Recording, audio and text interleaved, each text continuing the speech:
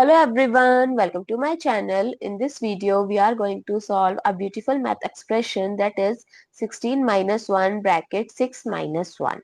So let's start with today's video solution. So it looks simple, right? But still many people fail to solve this because 16 minus 1, 15 and 6 minus 1 is 5 and 15 times 5 is 75. What do you think? It's a right or wrong? Yes, it's a wrong answer.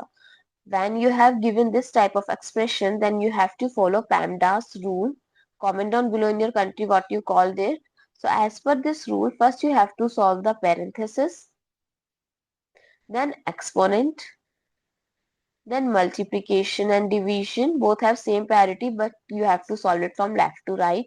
Similarly, addition and subtraction both have same priority, just solve it from left to right. So rewrite the expression.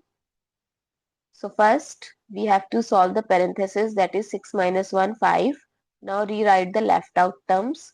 So it becomes 16 minus 1 times 5. Now as we write the rule, so if you have given subtraction and multiplication, you have to give priority to multiplication. So it's becomes 16 minus 1 times 5 is minus 5